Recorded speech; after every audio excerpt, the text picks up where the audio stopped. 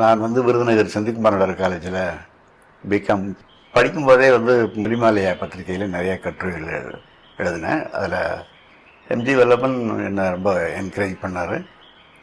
அந்த அறிமுகத்தோடு சென்னைக்கு வந்தேன். அதில் மேலும் பல கட்டுரைகள் எழுதினேன்.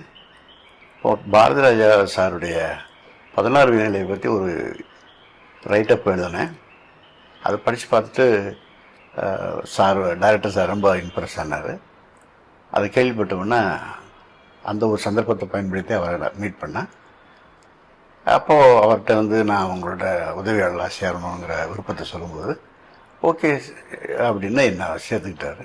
4 வருடங்கள் அவர்கிட்ட உதவியாளனாக இருந்தேன். அதுக்கப்புறம் நெஞ்சமெல்லாம் நீ என்ற ஒரு முதல் படத்தை இயக்கினேன். லாஸ்ட்டு இயர் 2025 மார்ச் மாதம் ஒரு படம் ஒன்று ரிலீஸ் பண்ணோம். கொஞ்சம் காதல் கொஞ்சம் மோதல்ங்கிற படம். அதோட 20 படங்கள் இயக்கியிருக்கேன்.